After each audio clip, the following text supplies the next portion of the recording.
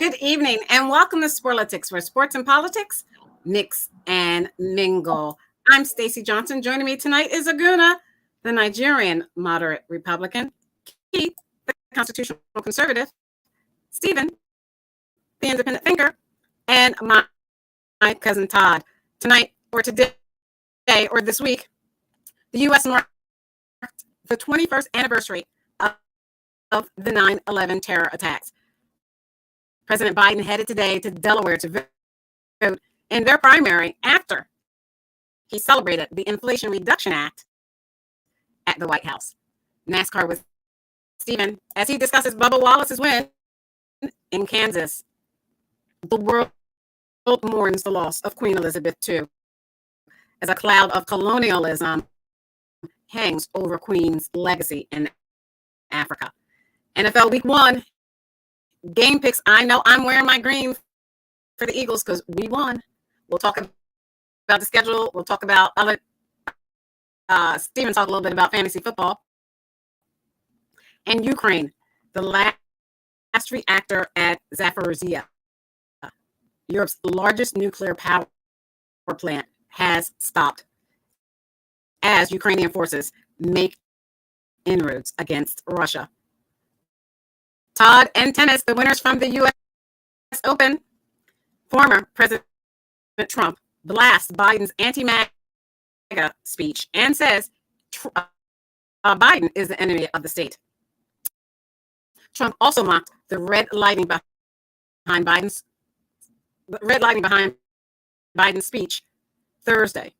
Next stress for parents, all you parents as kids return to school, lunch bills. How much are you paying as inflation goes up? But the president, what? He reduced it. That and more, if we can fit it in. Also, visiting us is my cousin Chris. Hey, cousin Chris. Nice to have you. You'll talk about your favorite team. And we know they don't know who your favorite team is. I know who your favorite team is, but we'll talk about that after NASCAR. But first up, let's look at this quick clip from NASCAR, and then Stephen, talk about Bubba Wallace's win afterwards. Check this out. 2 laps to go for Bubba. Bubba stretched the lead out a little bit right there. So Bubba can sit right here, I think, and just remain calm.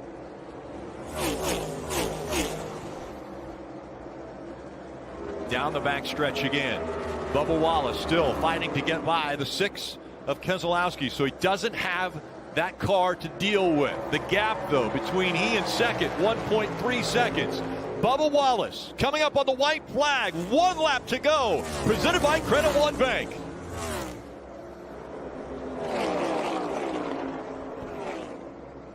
A win a year ago made history for Bubba Wallace. And now, this car with Kurt Busch behind the wheel won earlier this year here at Kansas. Bubba Wallace looking for his 2nd career win in the Cup Series. His final time through 3 and 4. He's going to do it. Bubba Wallace wins at Kansas. Surprise, Bubba Wallace. Ready. What they gonna say now, baby? Let's go! You know Hugh? Go down right now!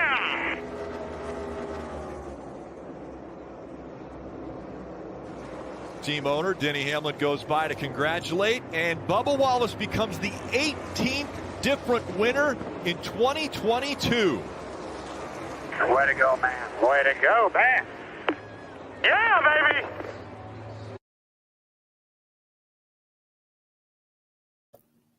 All right. Stephen. It was a great win for Bubba. He needed that win. He hadn't had one this year, and that kept him out of the playoffs, which he's still going for manufacturer award, Toyota. He's still going for that. His part of his team ownership is Denny Hamlin and Michael Jordan and some other people with Michael Jordan, and they're supporting him to do well. This is what he needs to do. He needs to win. He needs to be competitive. And see, he was in Kurt Busch's car, which I think is a little bit better than the car he was in. And he and he won the race. He was first in practice.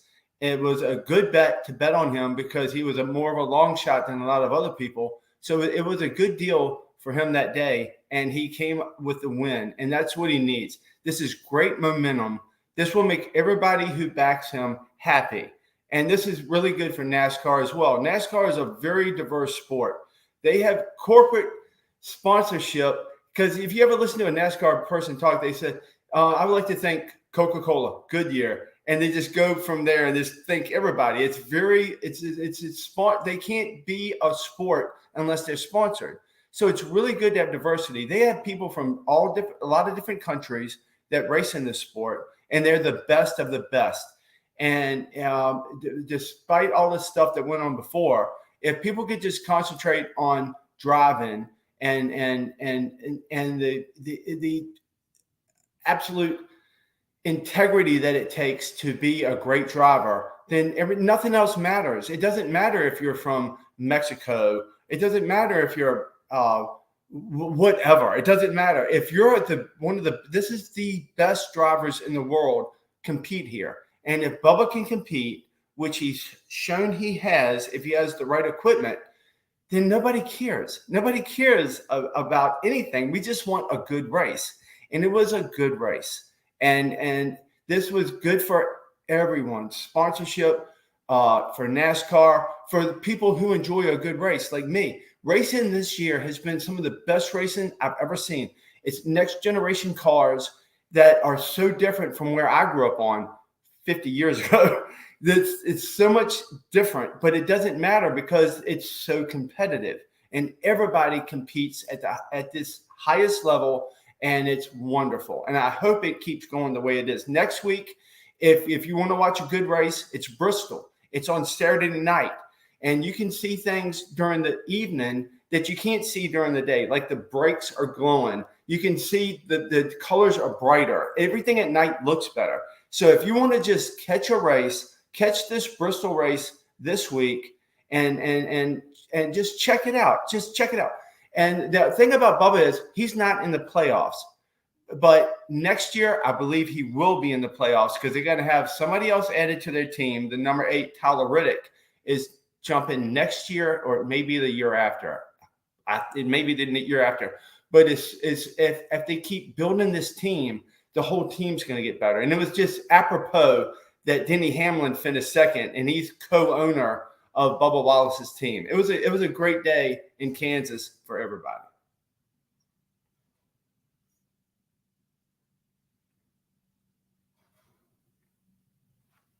I'm on mute. Okay, sorry about that. I was on mute.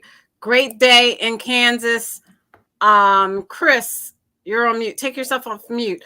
Do you ever get a chance to see any NASCAR down there in Virginia where you are?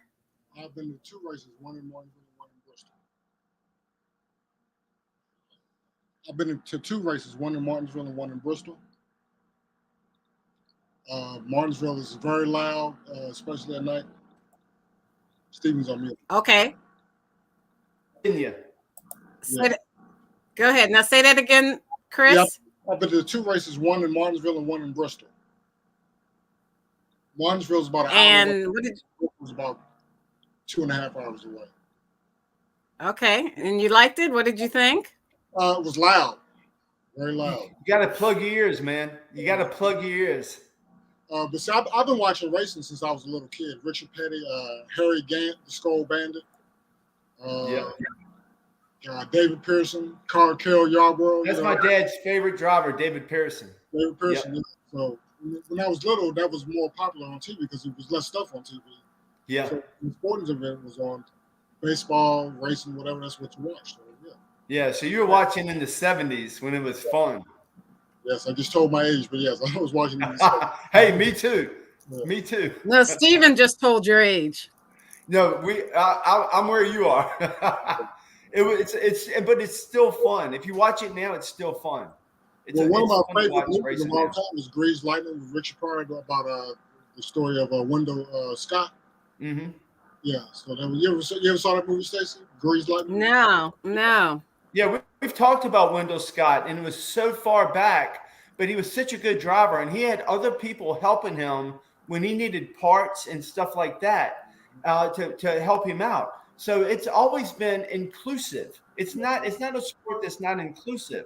They want to help somebody out. And he was a superstar, and he was a great person as well. He was really good for the sport. Yeah, I agree.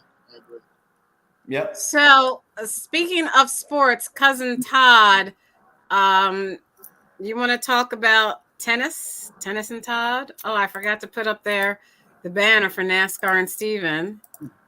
Now I'll take that off and I'll do tennis and Todd. Sorry. Well, he's given up on tennis. Serena's gone, so he don't want to talk about tennis anymore. Not true.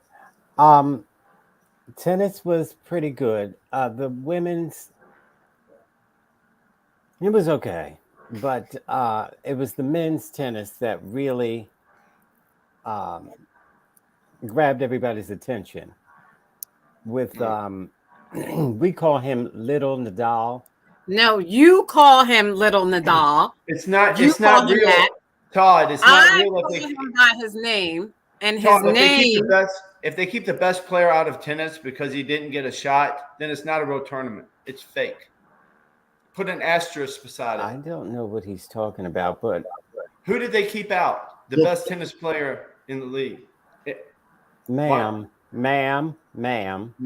He chose not to play. Now I'm moving on. No, he couldn't play. You have to obey the rules. That's it. Well, now I'm not going to let you and your Trump supporters sidetrack me. 2020. Mandating a shot is 2020. He's talking about. So what is he talking about, Todd? Because this was an issue at the U.S. Open. It was Djokovic not an wasn't issue. there. It was. It is because Yes, it is because Djokovic wasn't there, and people are saying because he was not there, maybe my new favorite player, Alcaraz, might not have won all of it. You're exactly right, Stacey. 100%. So go ahead, cousin Todd. That was not an issue at the U.S. Open. Only Trump supporters make that an issue. We're not Trump supporters. So you are. I'm not. Anyway, I'm not a Trump supporter. Hey! I want to get through tennis. All right, go ahead. I'll shut up. So now, Alcaraz and Tiafoe, that was a good match that I really Isn't didn't it watch. Tiafoe? Is it Tiafoe or Tiafoe? Well, you Americans say Tiafoe, but it's Tiafoe. Nevertheless, that was a good match that I didn't watch completely because I was scared. Now, for me, what were you scared of? I was scared that Tiafoe was going to lose. But for me, I won either way because Little Nadal is one of my favorites. He's coming up, and that's why we call him Little Nadal because he plays like Nadal. Well, you call him Little Nadal. I don't call him Little Nadal. Okay, the smart people do. Now, and Tiafoe, I was hoping he won. So that's why I couldn't watch it straight through. So I kept turning it off, just like I did with Serena. And then I kept saying, Todd, he won. I told you he was going to win. Now, I was at the U.S. Open, and so was the Trump supporter. Oh, Stephen, you were at the U.S. Open? I'm not a Trump supporter, and I was not at the U.S. Open. So what Trump supporter are you talking about, cousin Todd? You. I'm not a Trump supporter. I have never been a Trump supporter. I work for President George W. Bush, the son. I didn't work for President Trump. You must have, Todd.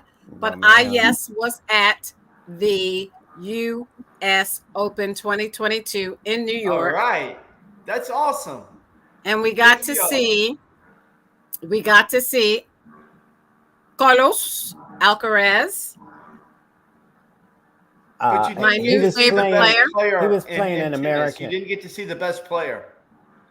No, Todd didn't get a chance to see Serena, and he lost his mind. So no, I'm talking about the male player. Anyway, so that it was a good match. So the U.S. Open was pretty good. Now I'm going to go back next year, and even though Serena won't be there, but Venus she might unretire. Only white boys do that. So now Serena won't be there, but her sister will be. And Alcaraz, of course, little Nadal is what I call him. Tiafo. Hopefully, I was going to say Pete Sampras. Hopefully, Federer will be back. I think he's going to play in the Wimbledon. What about Djokovic? I think Federer is going to play in Wimbledon, and then U.S. he'll retire after that. And so that's and then Nadal, he'll be back. So it should be a good U.S. Open and Wimbledon.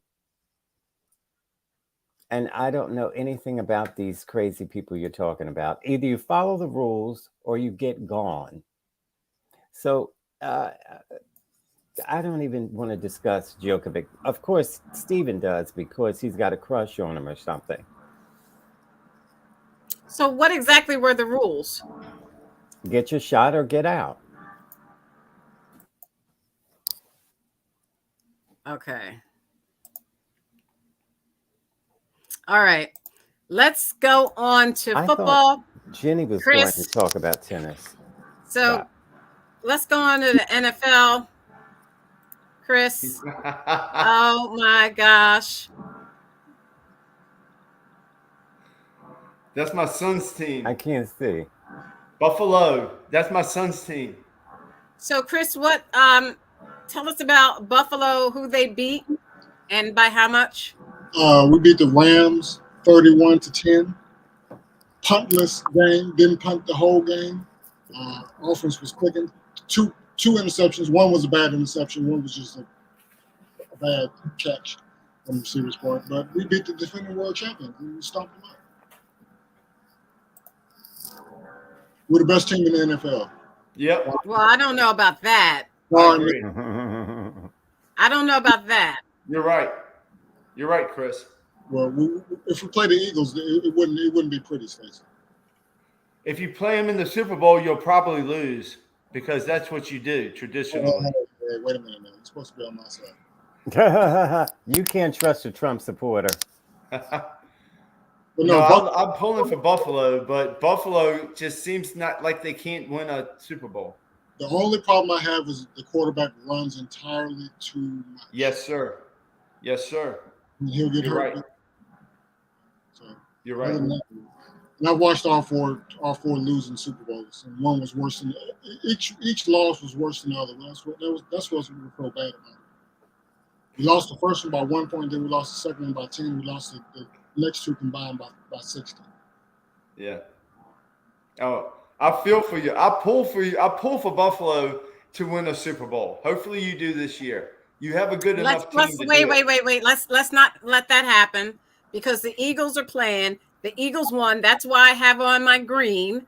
See, green lipstick, green eyeshadow, green for the Eagles. We won.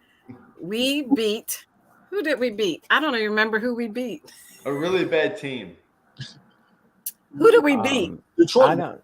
Detroit Lions. Detroit, yeah. That's my cousin Trayvon's team. You beat Detroit.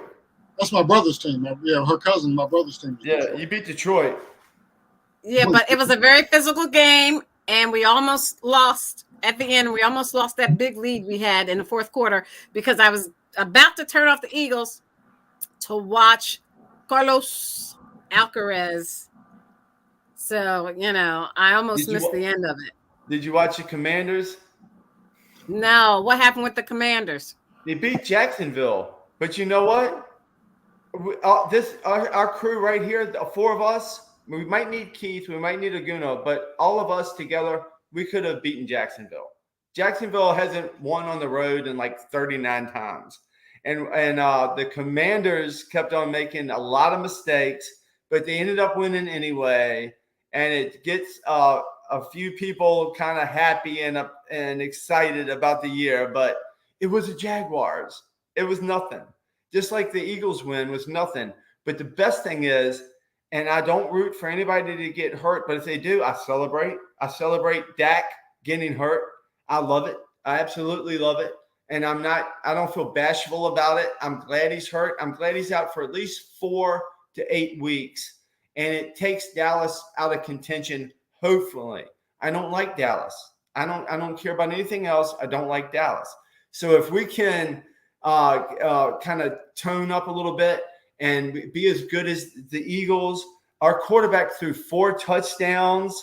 It was not a bad game. We had good receivers. Our running backs were good. But again, it was Jacksonville. It's nothing to get too excited about. The Eagles shouldn't get too excited.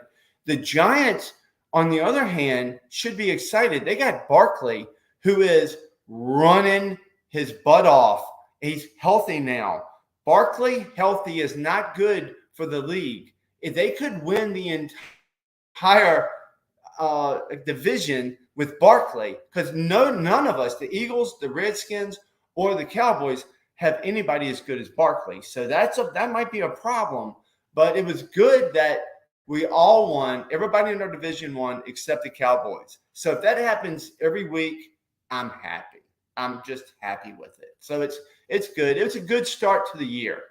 And I'm impressed with Jalen Hurts.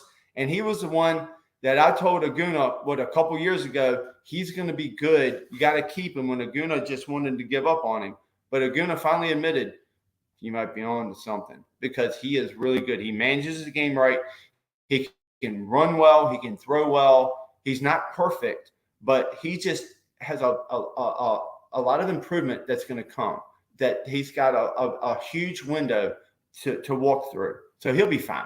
I think the Eagles are going to be fine this year. They might win the division. But Stephen, I think last time we were talking about the NFL, you said you were no longer a Commanders fan. You had gone. I've never been a Commanders fan. I'm a Redskins fan. And but you said you went over to Buffalo, so I'm right? a Washington fan. I'm not a Commanders fan. But they won their first game as a Commander. But they beat a team that hasn't won on the road in 39 or something games. Wow. They've been – my son's over 30. And my son comes to me every year since he's cognitive, and not a little child. He says, Dad, why are we Redskin fans? Because they just keep losing. It's no fun. But then when they change the name, I'm like, dude, you pick a team, I'll pick a team. He picked Buffalo. I picked the Raiders.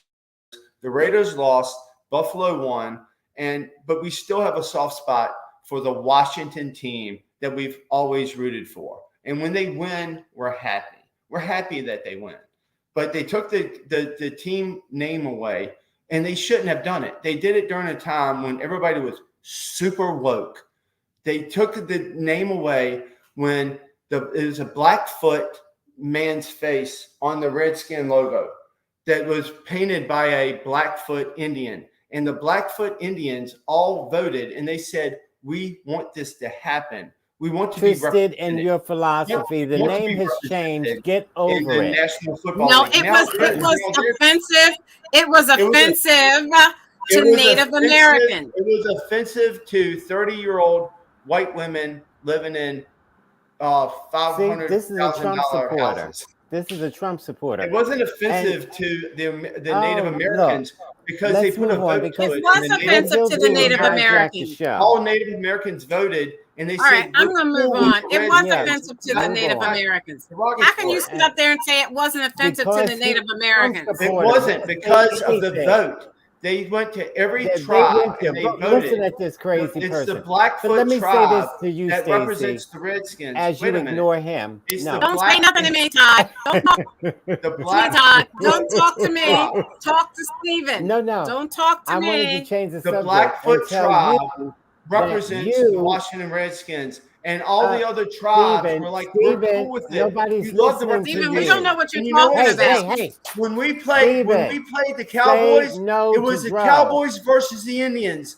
And we were pulling for the Indians. This is what I was going and she was not only the Queen of the United Kingdom, but the face of the monarchy to many countries in the Commonwealth. In total, there are 56 independent countries, including India, Pakistan, and South Africa. New Yorkers from around those nations, around the globe, are reflecting on what the Queen's death means. CBS 2's Tim McNicholas takes us to their communities. Welcome to the Brooklyn Terminal Market. The bustling buildings where thousands of New Yorkers from the West Indies go for their grocery shopping. And today, where shoppers and employees from Jamaica reflect on the Queen's death. She treated us well. You know, she look up for the country. We're going to miss her. She's a wonderful person. Charity always donating and stuff like that. Ryan Martin, who works security at one of the market stores, remembers catching a glimpse of the Queen when she visited the country in 2002. She was still regarded as Jamaica's queen, now a largely symbolic role, until her death. It was good because everybody was excited to see the Queen, so it was a very good thing. The Prime Minister of Jamaica says all Jamaican flags on public buildings will be flown at half-mast for 12 days. Some of the customers here say they'd like to find ways to pay respect here in New York. But some customers told us they were not fans of the royal family and their history. That includes Leroy Cummins, who moved here from Barbados in the 60s. There are many things that we're concerned about, reparations and all different things that, you know, that occurred, you know, but on the behalf of her and her family, my condolences go out to their family. And in Yonkers, the Queen's death is the talk of the tavern at Rory Dolan's. Waitress Maria Friel from Northern Ireland says many of her friends and family resent the Queen, but not her. I thought she was a great woman. I technically look at her as like she was a grandmother, you know, she was a mother, and I'm kind of looking at that aspect of it more so than, you know, growing up in the North and being better. As for Martin, we love the Queen in Jamaica. He says his family back home is mourning the Queen as well. Tim McNicholas, CBS 2 News. Okay. I'm sorry, I missed a comment on our chat wall, and I can't get it up here for you guys. Oh, here it is. Our comment, you may not be able to see it, but Solomon Johnson said the Bills 2023 Super Bowl champs. All right. And I said, I was trying to tell you. Yeah, they could be. They got a team. They got a great quarterback. Great quarterback. I was trying to say that you, when you were eating something, you remind me of Wendy Williams. Oh, really?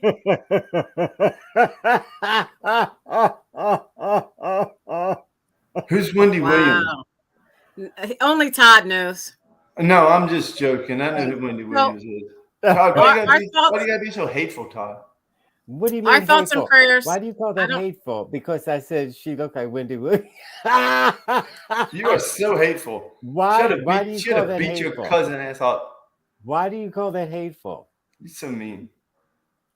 Because he's crazy.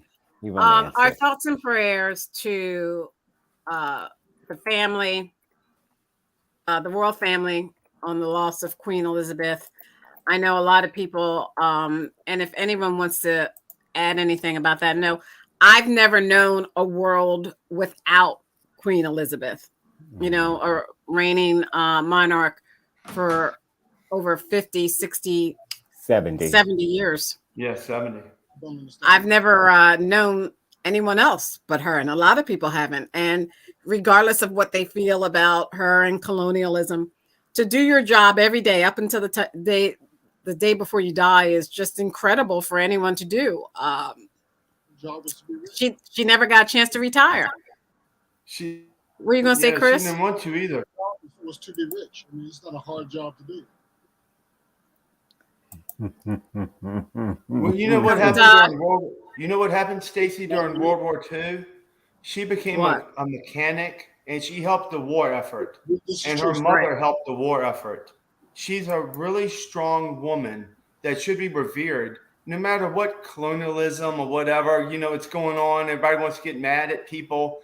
What's going on now with China going through Africa is worse than anything Great Britain ever did. But we don't hear anybody talking about that. What China's doing now to Africa is is like the rape of a million small children.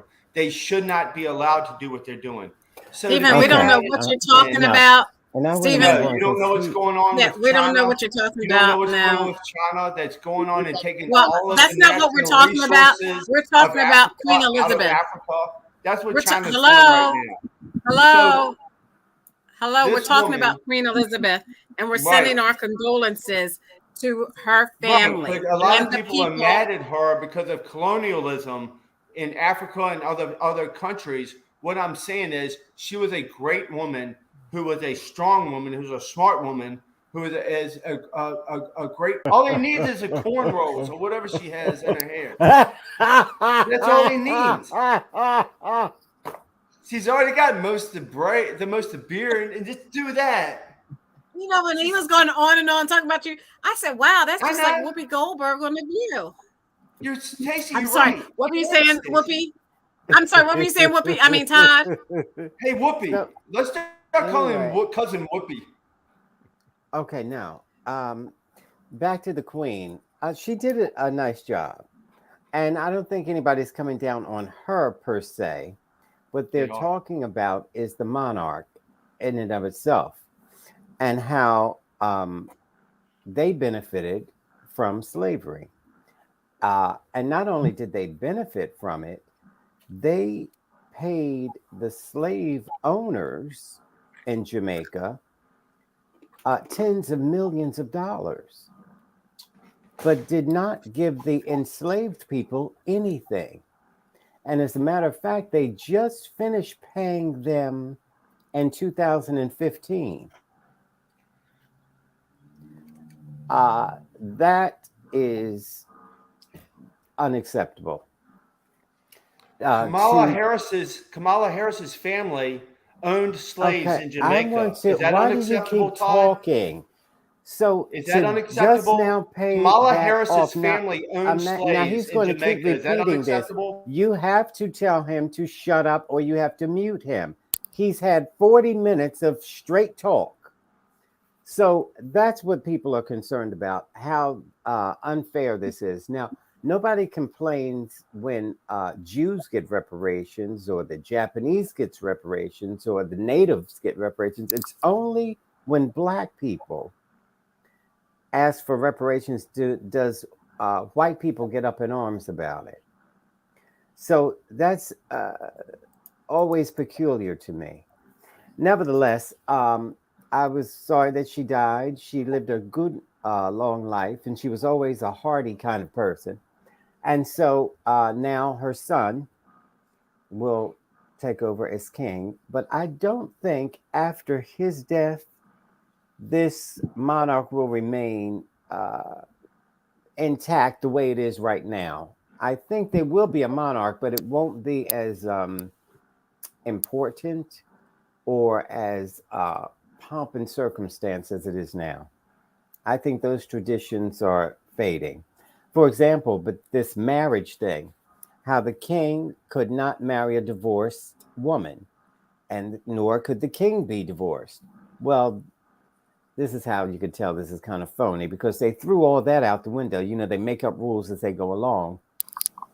And so Prince Charles, who is now King Charles, married the woman he was having an affair with for decades, which is unheard of. And so she was a divorced woman, and he's divorced. And yet they were able to get married, and now she's queen consort. They changed the rules up on you without you knowing that that's what they were doing. So I think, like I said, the rules are changing, and by the time King Charles is dead, then I don't think this will be the same. I think it'll take on a different form. I think you're right.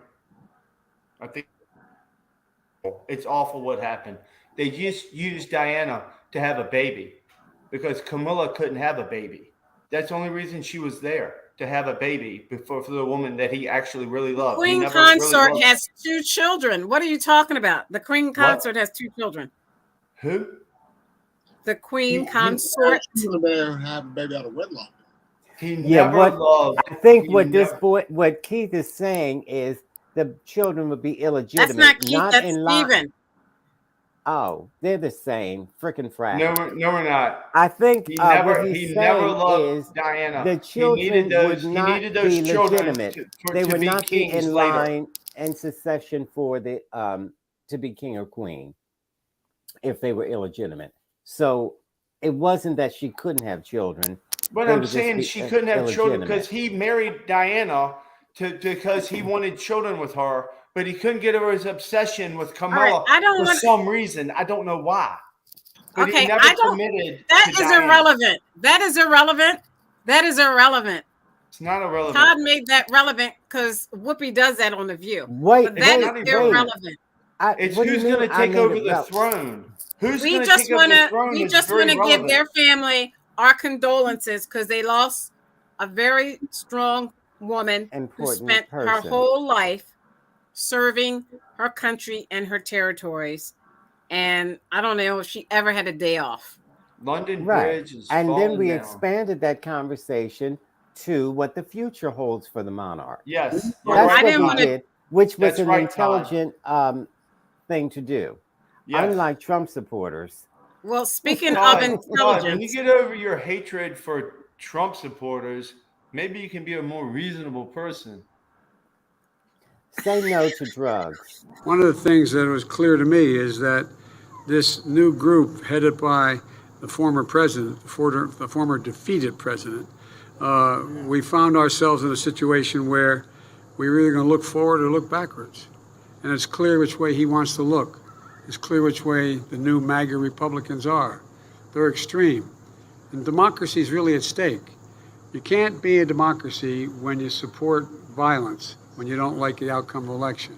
You can't call yourself a democracy when you don't, in fact, count the votes that people legitimately cast and count that as who you are. You can't be a democracy and call yourself one if you continue to do what they're doing. And so, folks, look, we have a choice. When we Trump and the MAGA Republicans made their choice. We can choose to build a better America, or we can continue down this sliding path of oblivion to where we don't want to go. When you saw those people coming out of the fields down in Virginia carrying torches, literally coming out of the fields carrying torches with swastikas, chanting the same anti-Semitic bile that was chanted in literally the same anti-Semitic bile chanted in Germany in the 30s, accompanied by the Ku Klux Klan. And the guy that I beat in this last election, and when they asked what he thought, he said there were really fine people on both sides. I said something's really wrong. Something's changing.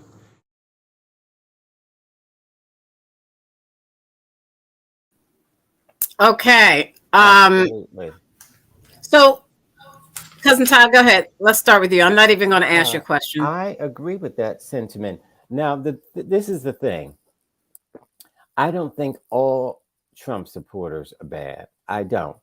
I think some of them are dumb, and the others are very smart. For example, these politicians like Ted Cruz and guys like that, they're very smart. They know exactly who and what Trump is and exactly what he's doing. And so they get on board for the money. And they take advantage of the less intelligent people like Keith and Stephen who believe this nonsense. Now, Ted Cruz doesn't believe any of that for a moment. Neither does any other intelligent, educated politician. But they know you do.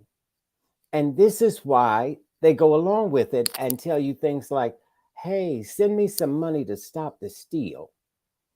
And dumb people send money in the tune of hundreds of millions of dollars to stop the steal. And so since it's a gimmick and he knows how dumb these people are, he milks it. And I hate to say it, but you can't hardly blame him. I mean, if you knew that all you had to say was, you know what? The Russians are coming to get us. Send me all your money. For Donald Trump to say, stop the steal, this is what he wants to do with the money. And what does that mean? And you send him money and he collects hundreds of millions of dollars from dumb people like Trump supporters. So he's taking advantage of them because he knows how dumb they are. And to believe some of these things, two black women spoiled the election because they kept casting ballots, all these kind of sick, ridiculous nonsense. Todd, are you clicking something? No, I'm not clicking anything. I keep hearing this click, click, click, click, and I don't know where it is. That's probably your Trump supporter. He's probably doing that to detract from what I'm saying. How much money have you sent Trump, Keith? Stephen, I mean.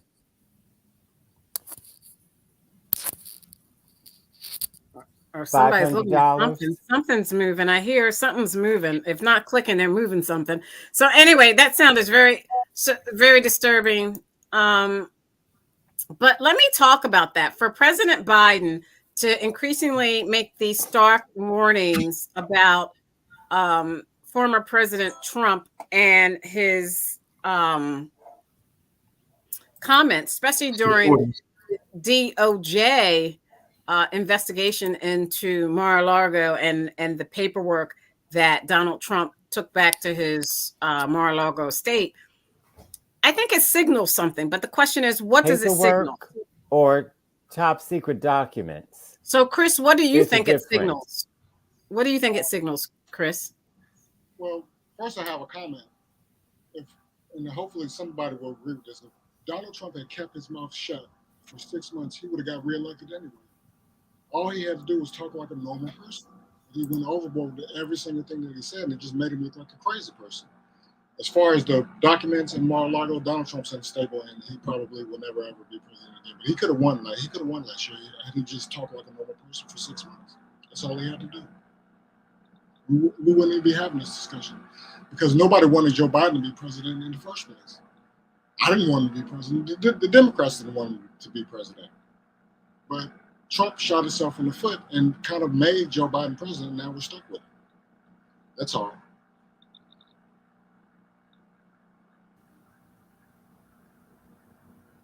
You're on mute. Thank you, Stephen. I think when President Biden, took the gloves off and he made a line between those people who thought like former President Trump and those people who didn't, I think he was setting up the voting for the primaries for the Democrats to win. Do you agree? Oh, no. The Democrats cannot win. And independents, I'm an independent. I'm not a Trumper. I'm a never Trumper. I'm an independent. And all the independents are not going to go the way Biden is, where you're going to lose because nobody agrees with you. Even though I don't like Donald Trump, I agree with the stuff that he did, his policies, more than the left. The left is killing us right now. Anybody that has any marginal income right now is getting hurt because of Biden's policies. No, I don't agree. We will vote anybody that will go Donald Trump's way. You are going to lose. Y'all are all going to lose on the left because we don't accept your policies. It's hurting Americans. The middle class, the working class is getting killed because of the policies of Joe Biden, not because of Donald Trump, but because of Joe Biden. We want to go back to 2019 when we were all doing well. Y'all are done. Y'all are done. The only way you can win is to cheat. The only way Joe Biden won was because they cheated. Time Magazine did an article in 2020, I think it was, that said, this is the way we cheated. This is the way we won the election. It was a concerted effort by big tech, you better stop big him. media You will get that sued would for make that. sure that it would shut everybody else up, that big media would shut everybody up and cancel them so the word could not get out. We are the populace, and the populace all over this world. Because I asked him a question. The populace. Stephen can answer the question any way he sees fit. I just asked him the question. What he just did was lied and said. I did not lie. A magazine. Let me talk. A magazine. I did not lie. I did not lie. The Democrats. So where are you getting that information from, Stephen? Stephen, where are you getting that information from? What are you talking about, Stacy? I'm not getting it from the government media. I'm not getting it from the government media. We are going to destroy this election if they will let it be real. If they will not cheat, it will be a red wave like you've never seen. And it will be a red wave like Moses sued. parting the Red Sea. He doesn't have any money, so nobody's going after him. The left is trying to destroy this country. The Marxists in this country. Well, Whoopi has money, so maybe we'll take it from Todd Whoopi / Whoopi. Let me just help you. Right now, you have to say what he says has nothing to do with my opinion. My opinion Well, is the I opposite already of that. said that. And That is Stephen's opinion. I already said that's his remarks have Stephen's nothing to do opinion. with this show. And it doesn't represent Sporlitics. It's Stephen's opinions. So I know you're glad about that, Todd. You're sitting there like you're you just ate the canary. Because it's ridiculous for him to make up these things, and you sit there, which is what a judge would say. You allowed it. No, without he had the right to distancing say yourself whatever he from that. chooses. That his opinion is not the opinion of Sporlitics. It does not He just represent made that Sporlitics. crap up. It represents Stephen's opinion, and that's what I said. I started off saying that. You're making this bigger than it is because you're board stiff. So anyway, you'll see about board stiff. People get sued constantly if they think you got any money, and with a nut job like him, 100%, it was a stolen election. This is the conspiracy theory. And 9/11 was not an insurrection. We did not want to take over the country. No proof. We wanted a even fair though and equal Republican election. judges We didn't have get it said, this time. no, that's not what happened. That's not true. Zuckerberg put Then millions he of says, dollars they're on into the this tape. election. So you can only believe Donald Trump and nobody else. The FBI. Look, the FBI, first he loves the men in blue. They've now already he said hates with them. Facebook that the FBI came to them and said the Joe Biden laptop, the laptop with Joe Biden, they said, don't do anything. We have proof. It's from their own mouths. Look, we have proof. Where's the proof, don't say anything before the election about Joe Biden. They told Facebook that. And if anybody talks about it, let's move on, kick because them off. what he's doing is degrading your show into the dark web. So we should move You're on. a liar. Because you're I'm going to bored. shame yourself, the dark web. and you're going to pay for all of your lies. No, you're going to pay. And because we're going to come and get you. Truth is going to Say pay. no to drugs, It's wrong. crazy. You are wrong, Todd. You're a bad person. You're not a good person. Look at all right, this so devil. I want to talk about. Watch after this election in November. This is how everything's crazy going Trump to change. supporters are. Do you see You're how wrong, sick they are? This is why Joe Biden said we've got It to was do a something stolen about election. these Joe blacks. Biden did not win. Donald Trump had 1 million people coming out to see him. Joe Biden had 5 people to see him. Now, There's no way he won. This is Todd, how are you crazy stupid? these people are. Okay, so that answers your question, Chris. Yeah, Chris, now you've been introduced to quacks. Stephen is crazy. And Chris, we got proof. We're going to come and get questions. you. We're coming after you. And we're going to win. And Trump is great. And America first. I think. All right. I think Trump started out good, but he just went off the rails in the middle of his term. And he's a crazy person. But when you say started out good, he started out coming down an escalator saying Mexicans are rapists and dope dealers, and I guess a few of them are good people. That's divisive. They say the same thing about black people. What? That's divisive. Yeah. Trump would say that about black people and Mexicans, just not white people. So that kind of talk is divisive, and it has no place in America. In a president, it has no place from a presidential perspective because a president is supposed to represent every American, regardless of one's race, ethnicity, anything, gender. The president represents every American, and it doesn't matter what the American or who the American is. So, Chris, my question for you would be, how can you as a black man sit there and say that? Here's my point. Donald Trump didn't elect himself president. The people of America elected him president.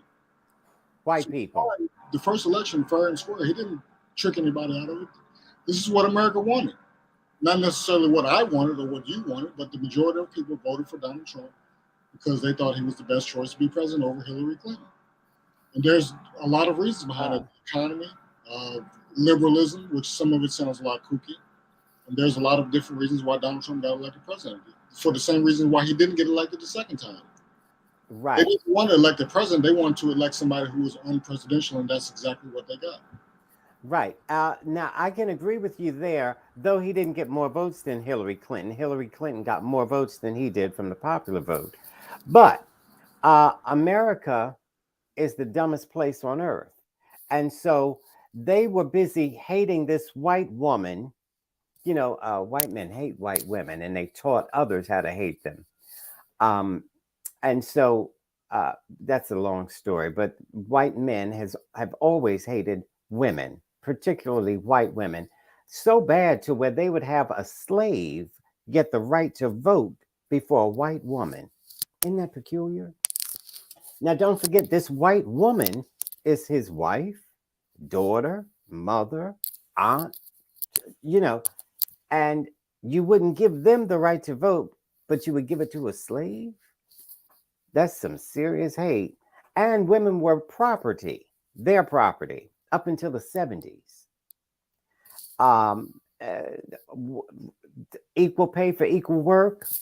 White Republican men want none of that.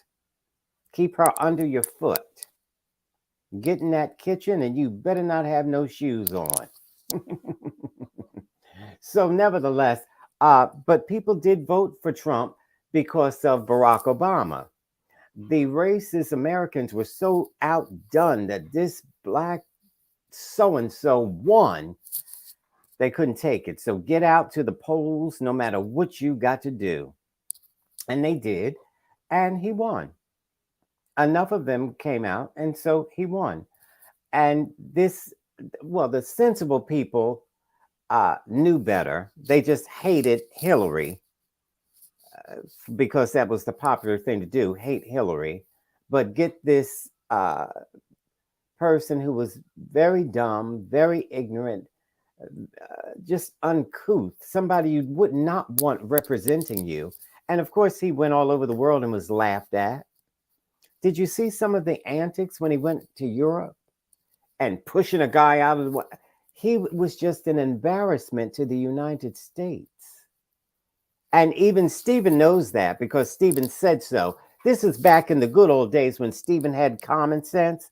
Like, for example, when Donald Trump said, I could shoot somebody in the middle of Fifth Avenue and not lose one voter. Stephen said, he's calling them stupid. He's calling you stupid. If you're saying he could shoot somebody and not, he's calling you. And so that's what Stephen said. Stephen said, Trump is a dictator. Trump wants to be king. These are all Stephen's words. You can go back to our past shows and listen to them. And so then all of a sudden, Stephen switched up, you see, because he's been indoctrinated into this radicalism. And so then all of a sudden, Stephen hates Joe Biden. He's evil. Now, before Trump was evil, now Joe Biden is evil. It is the most ridiculous thing I've ever Todd, seen. Even you the can't insurrection. Talk the whole show. He said that was not an insurrection. He said they were let in. I said, yeah, but Stephen, what about banging the door down and taking the windows out? And no, it wasn't an insurrection. That was Antifa. It wasn't. It was a Black Lives Matter. That's what he said. Okay. So, can we move on? So earlier today, before President Biden went to Delaware to vote in his primary. You see how crazy he is? Nobody's even reading this stuff. You can't even see it. But he's so cuckoo. Oh, gosh, they know the drugs. Go ahead, Stacey, and stop reading your text. Yeah. Well, I'm reading it because Keith wants to come on.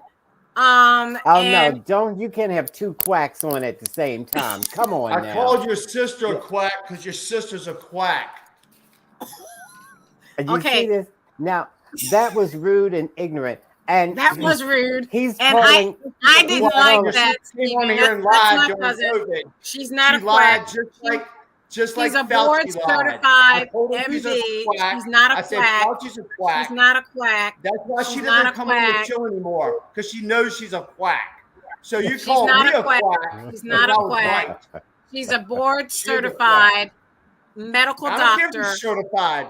Fauci's certified. Fauci destroyed this country. Do you see this? Stay off the dark web, Stephen. Stay off the dark web. I've got Keith on for a little while. Keith, we're talking about President Biden and his MAGA comments and how he made a division between those who, like you, believe in what happened with Trump and those who don't. Extremists. Do you think President Biden was trying to kind of make it easier for people to vote Democratic come these primaries and the election in November? Well, let's analyze it. Let's analyze this. In his speech, he also said he indicated that the people don't like the way the country is going, or maybe they don't want to. They want to save the country from going the direction it's going. From radicalism. If you look at the way the country's going, it's run by the Democrats. So Biden is the one in charge. He's the one that screwed it up. When Trump left office, everything was good. But everything was good. Screwed everything up. Yes, everything was even good. The insurrection. The insurrection was good. There was no insurrection. No insurrection. Look at these Trump supporters. Stupid. What did you call it? There was no insurrection. What do you call it? What the do you FBI call said it? it wasn't an insurrection. I'm going to go. What do you call it, Keith? Camera off for a minute, but I'll keep talking. What do you call it, Keith? What do you call that insurrection? What I called it was a protest. It was a protest of patriots, and they were egged on by the police. I have a friend who was there. Or by the president? FBI. The FBI. Okay, all right. Wait a minute, Keith. This is what you call it, but this is your representation. This does not represent Sporlitics or what Sporlitics believes. This is what you believe. It was not an insurrection. The FBI said it's not an insurrection. Why do you keep calling it an insurrection? Let him finish. He's got to finish. Go ahead, Steve. Keith, finish. This is my opinion. It is not Sporlitics' opinion, and I just wanted to say that it was not an insurrection. It was a protest, a peaceful protest that started out peaceful, and there were people who were within the crowd, FBI agents and other people who egged them on. There was this big, tall giant of a man who was egging them on, and he was an FBI informant, FBI agent, or an FBI whatever. Anyway, he was planted there, and he tried to cause trouble, but they didn't listen. They didn't listen to him. So I have a friend who was there. She was there physically. She said that they started throwing gas. They started, the gas bombs at us. And when they did that, people just got upset. So there were a few people got upset. Police officers also egged them on. So that's exactly what happened. She was there. None of you guys on this show were there. I wasn't there. How can you then say that I'm lying?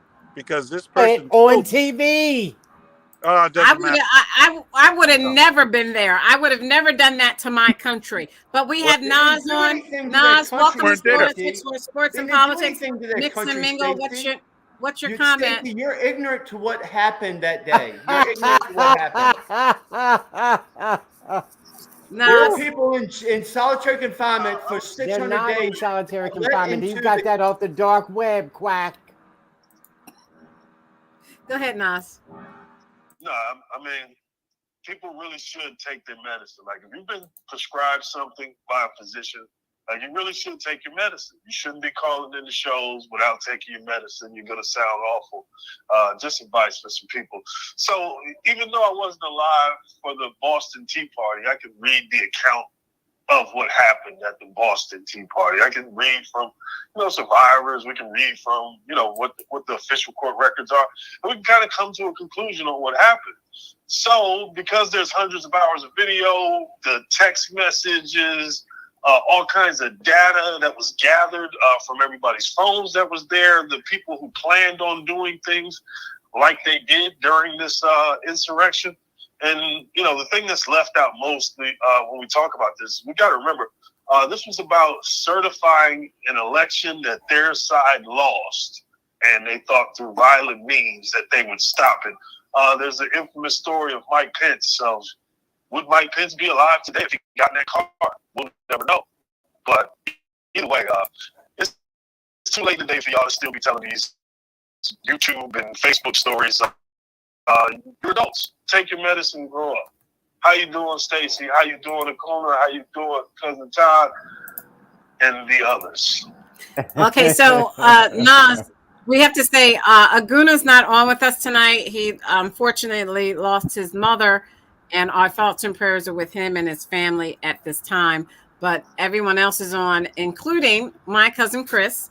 He came on to join us and say a few things. He's a Buffalo Bills fan.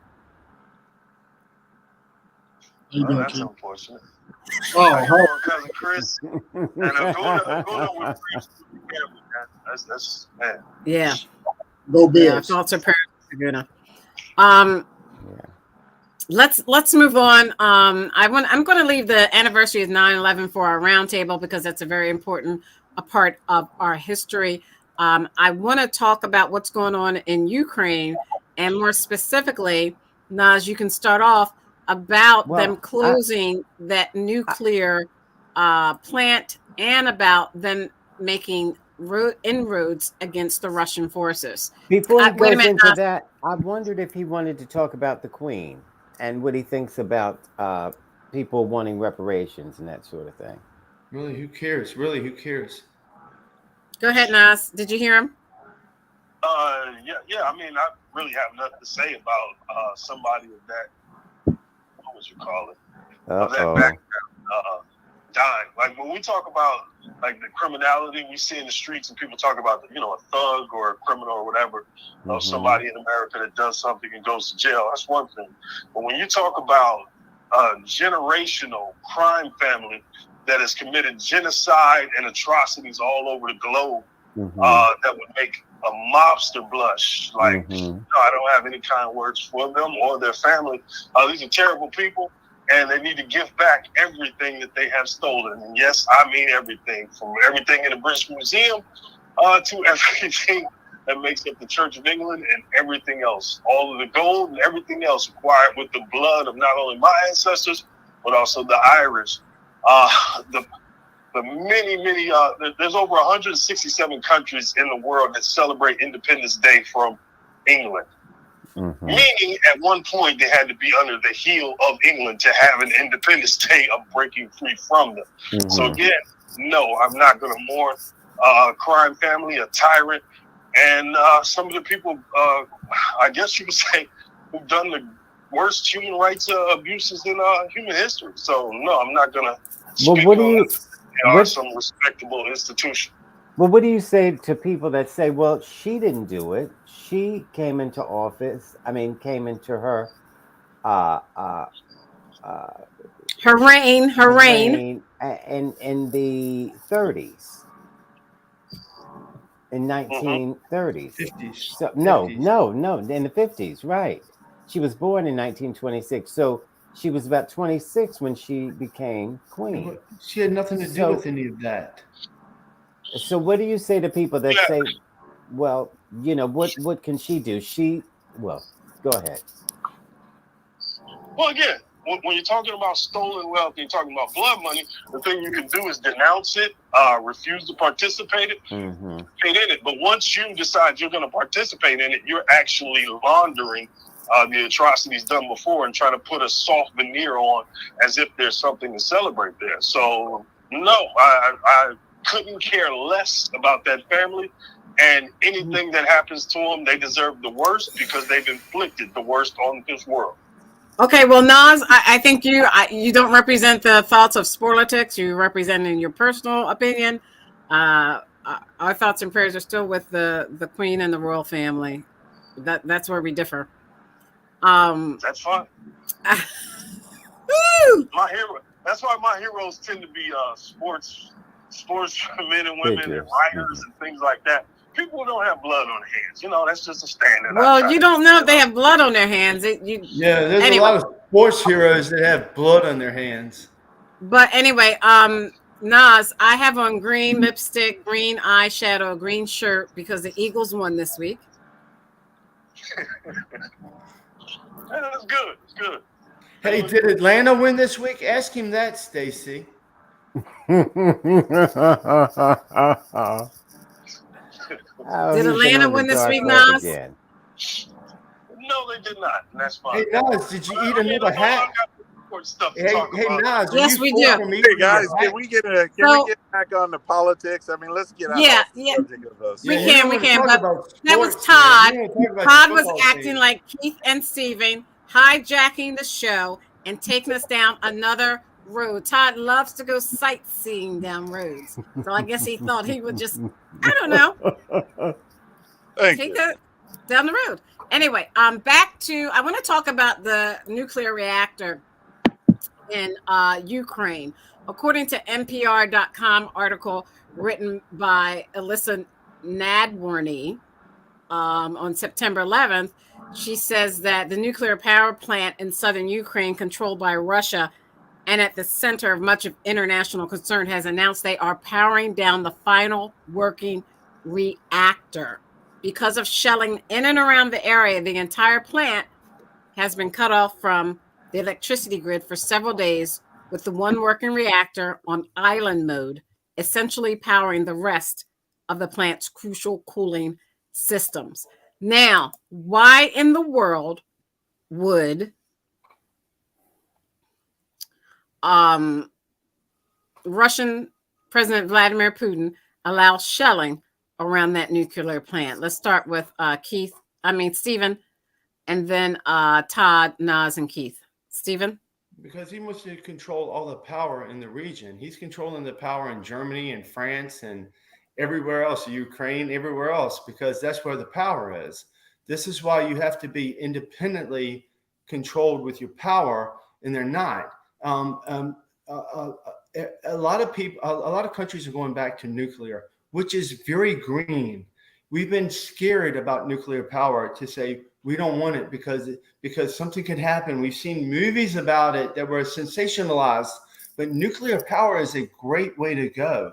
It's better than anything else, and we need it badly. We don't need the windmills. We don't need anything else like that. We need nuclear power. And who Germany told has you come that? back to nuclear power Trump. because they need it, because they're not getting what they need. And Russia cut European countries off.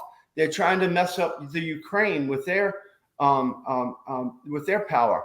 This is what it's all about. If you don't have the energy to help you through the winter months, which are coming up, you're going to be in big trouble. And that's what Russia is doing. They're cutting the pipeline to the European people. And Donald Trump said, one thing he said right was, don't trust Russia because they're going to screw you over. And that's what they've been doing. They're screwing people Is that over. before or There's going to after be a you lot of made people love that to die because they don't get the power that they need during these winter months.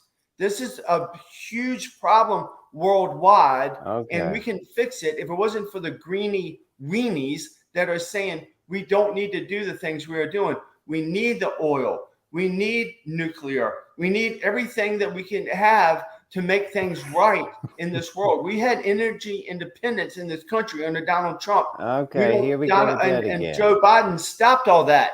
This is hurting us. It's going to hurt Todd. It's going to hurt Stacy. Right. It's going to hurt Nas. It's going to hurt everybody. Thank you. Because people are stupid. Stephen, okay, I got to go to Keith. Keith, are you there? Keith, are you there? Yeah, I am here. Okay. If you can't see it, but the screen talks about the powering down was a precaution as it is the safest mode for the reactors. There are still major worries that the plant could be disconnected from the grid by the shelling. This is very dangerous, and for Vladimir Putin to allow his troops to do so says what? Well, it says that he doesn't care about life, human life. And obviously he doesn't care. He's willing to risk not only the lives of his men, his soldiers, but the lives of others, not just Ukrainians, but probably the lives of people in Russians as well. So it's quite obvious that he doesn't care. And I want to say it's very important, like Stephen said, that a nation, just like individuals, see, this is the way it works in the laws of nature. It says that we ought to be self-governing. That's the way God made us, to govern ourselves according to his law. If we govern ourselves, we have better protection more safety. And that's what's happening to the world now. They're not self-governing people. And we have to become self-governing and independent once again. So that's very important.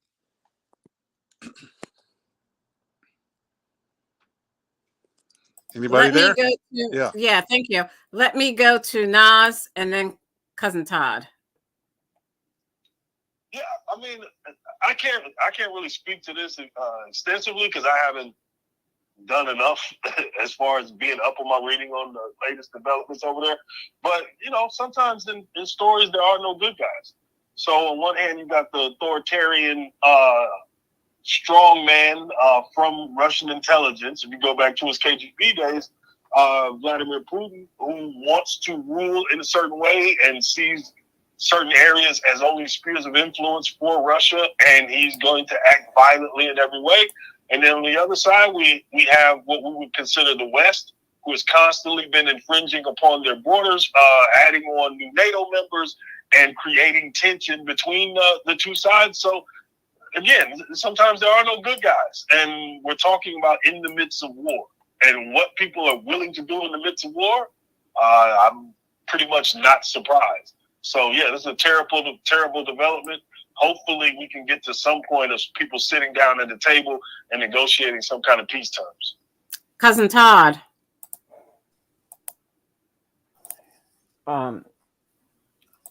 Putin is just a tyrant. And he wanted to take back Ukraine because they once owned Ukraine. And so he wanted to take it back. But the Ukrainians don't want to go back. And so for you to think you can go and take a territory that doesn't belong to you is just crazy. And for him to go right ahead and do it, well, the Ukrainians were prepared.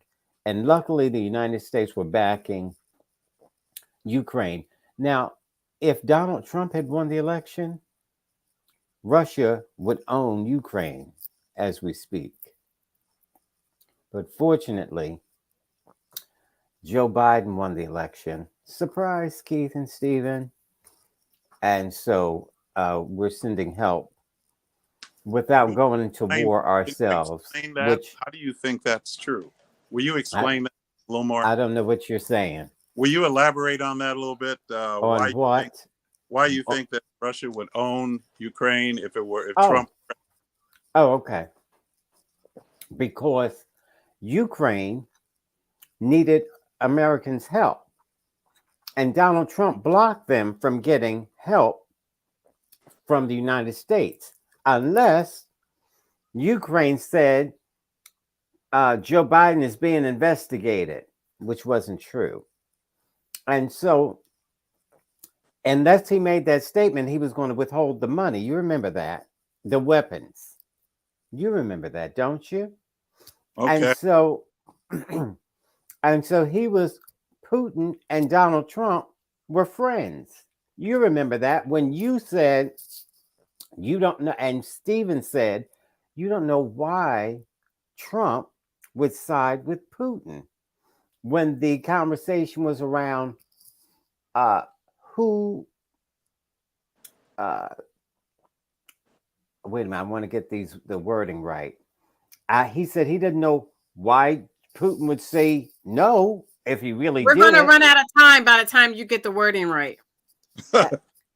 He doesn't know why Putin would say no if he really did it.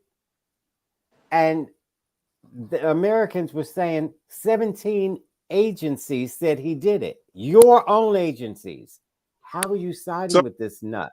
So why didn't Putin just attack Ukraine during Trump's reign of 4 years? Why didn't he? I mean, he could have done it then. No, he couldn't because Trump. Jump in anytime you like. I don't know what you're saying, Stacey. I was talking to Nas. Oh, and so he couldn't because they had an agreement. Trump and Putin were buddies. And so he wasn't going to step on Trump. Anyway, I got to move on. We're running out of time. We got to get out of here in like the question 3 he said minutes. Was, why? I don't know. Maybe he's great and bad. So we got to get out of here in like 3 minutes. So I want 3 to minutes. say, yeah, Keith, you've been gone a long time. American schools, you know, kids are back in school. Now parents have lunch bills. I don't think we have any parents on here. We did, well, no, none that have children in primary school. Let's put it that way. So how are people going to afford these, you know, they had a break with lunch, you know, without charge for the last 2 years. How do we pay for kids' lunches? Let's start with Keith, then Todd, Nas, and then Stephen. Keith? Well, you know, I'm not rich, but we are not poor either. So I guess we're the in-between people, the ones that, those are the ones, the main ones the IRS wants to go after, the middle class. We're what's left of the middle class, and they want to destroy the middle class. So they'll probably come after that dynamic. But I would say, because I have nieces in middle school. One is 11, one is 12. They're in public school, and you know they still serve lunches for free. Okay, but most of my time the nieces, they don't eat it anyway. They don't like the school lunches. And believe me, if it came down to it, we would certainly be able to. We have the capability to feed our nieces. My wife and I, we have the ability to feed them. So we're not worried about lunches and school lunches, and that's the least of our worries about that. So, I mean, I don't know what other people's situation is, but that's our situation. Okay, so thank you. If you look at the screen, universal lunches are basically going to stop the federal government's program. So according to this article by Tammy Luby, CNN, written Saturday, September 10th, 2022, there are other programs. Some federal waivers continue and others don't. Congress approved a slew of waivers that gave districts more flexibility to continue serving meals when schools were closed and children were learning remotely. I remember driving by and seeing, I don't know if any of you saw this, but I remember seeing people outside of schools with bags of lunches for the students. The students could come by at certain times and pick up their lunches to eat. Now, because, and they say in what food they could serve amid the supply chain disruptions, the waivers continued even as schools reopened over the past 2 years. But now they're going to cut some of that away because Congress only extended it to a certain point. Some flexibilities in the 2022 to 2023 academic year. So, Nas, are you there? You still there, Nas? Yeah, I'm still there. So what do parents do about feeding their children at lunch? Self-government. Well, this is the same way people have organized for years, and every bit of progress we've seen in America has come from organizing and people deciding, hey, this is a thing that should be done. They create enough momentum for that thing to happen, and then eventually that thing gets written into some type of legislation. So this is just something that the government needs to be able to handle. If a country can't look after its elderly and its children, especially in times of need, then I don't know what the purpose of a country would be. Humans are your greatest resource, so you should invest in them. So the same way you were able to draw up that money to send to Ukraine in 48 hours, the same way you can draw that big check to the DOD every time they ask for more money, you can allocate some of that money for this. And again, remember, the Black Panther Party for Self-Defense, their program, their free breakfast program, was taken by the state of California. They took the idea, and then other states went on to follow, and you saw what? Upticks in health and everything, caloric intake and everything else for children in those states who took on those programs. And it will be the same thing here. So you just see it as something as that should be invested in. I don't even know why this would even be an argument. Like, children in need, you take care of them. Stephen. Well, just like Ukraine, they're getting money from us that they don't really need. It's just some kind of funky thing that's going between our country to their country. There's a lot of children that do not need to get fed from their school. They get breakfast, lunch, and dinner free all through the entire year. And it's a bunch of garbage because their parents have enough money, but they're just using our tax money the same way our tax money goes to Ukraine, and they shouldn't have our money either. I agree with you, Nas. It's a bunch of garbage that so much money is going to the Ukraine, billions of dollars and billions of dollars, and then money's going to people who need school have school lunches that you can pay for. You know what? The smallest thing you can do is pay for your children to have something to eat. It's not that much. When I was a kid, it was $1, $2, whatever. It can't be that much. So the parents of these kids can make sure they have enough money that they can pay it. It's a bunch of crap. It's more socialist crap that they're pushing through this country that should never happen. Okay, Cousin Todd, we're out of time. We're out of time. Other countries that don't deserve it, and we shouldn't pay for people to eat. They can afford to feed themselves. Okay, Cousin Todd. This is the kind of stupidity Donald Trump knows he's dealing with. That's why he said, I want you to help me stop the steal and send me money and the tune of hundreds of millions of dollars so I can stop this steal. Okay, dum-dums? Okay, partners, America first. And people like him send him money. For him to say people can feed their children, they just don't want to. That is beyond dumb. And Stephen, he wasn't this way all the time. He used to say, I think we should help each other because I love everybody. That's what he used to say. And so he said we should help each other. Now we're talking about children who are hungry and their parents can't afford lunches. And so, of course, you should take care of the children's lunch. It's not a big deal. There should be no hungry American in America. None. And the fact that there are hungry children in America is disgraceful. It's not. And then these Republicans talk about, quote unquote, third world countries. America is a third world country. We have so much homelessness and hunger, and we're talking about children and elderly, where they can't afford to buy their medicine. All right, I'm out of time. It's a choice. Either you eat or you buy your medication. Because of you. I'm out of time. Look at this nut job. Because of you, we have homelessness. Because of the Democrats. Because of you. Okay, so there are midterm elections. Web and say no to drugs, Stephen. There are midterm elections going on. The polls have closed in the following states: New Hampshire, Rhode Island, and Delaware. New Hampshire and Rhode Island they're having some big races tonight. I don't have enough time to share my screen. Let's do our roundtable real quick. We'll start with Steve. We start with Keith, then Stephen, then Nas, then Cousin Todd. What the anniversary of 9/11 means? What the anniversary of 9/11 means to you? And you got like 15 seconds, Keith. Well, it means that we were successfully. We came out of it. We overcame. We lost lives, yes, but we overcame, just like every other kind of war we overcame.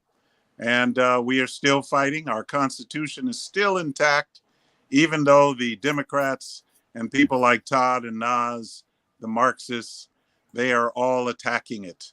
So all standing against the Lord and his anointed. But we will stand strong in spite of it.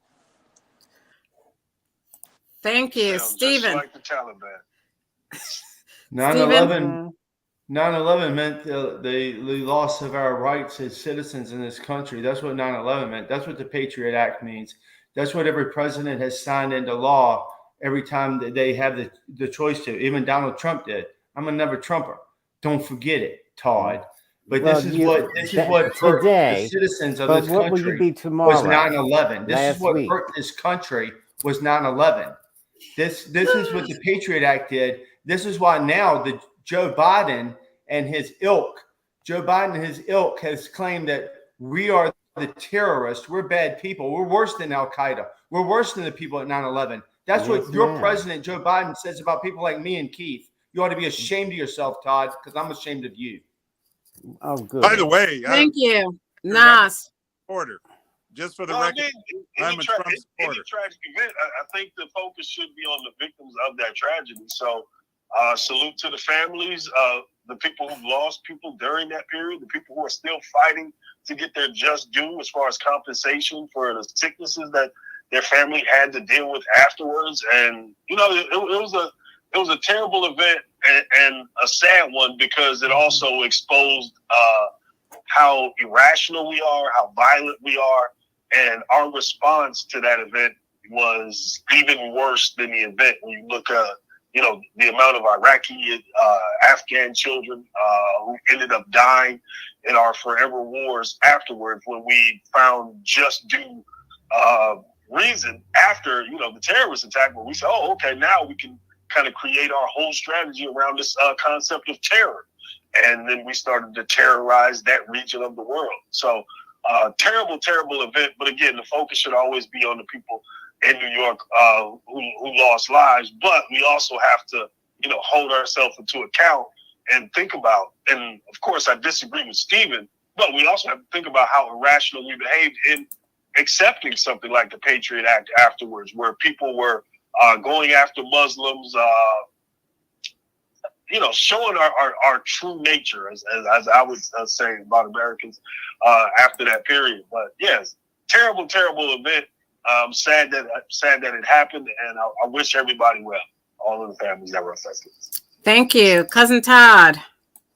Yeah, it was a sad time, and the victims who didn't stand a chance, who were doing nothing but going to work like we all do every day. And it was tragic. But at that time, America came together and became whole again. And after that, Donald Trump won an election. Lord have mercy. So nevertheless, America is coming back together. If we can get rid of these crackpots like Keith and Stephen who flip-flop, and I love Trump. I'm a never Trumper. I love Trump. Todd, you can't talk all night. We have to go. We're out of time. But he's great in bed. Well, it's just that these crazy people that pretend that Donald Trump did something good. Oh, his policies. Then you ask them what policies. They won't answer you. Nevertheless, Keith and Stephen are both crazy, and they think there was not an insurrection, and they think it was just a peaceful protest until the FBI raided the Capitol. Right? Trump.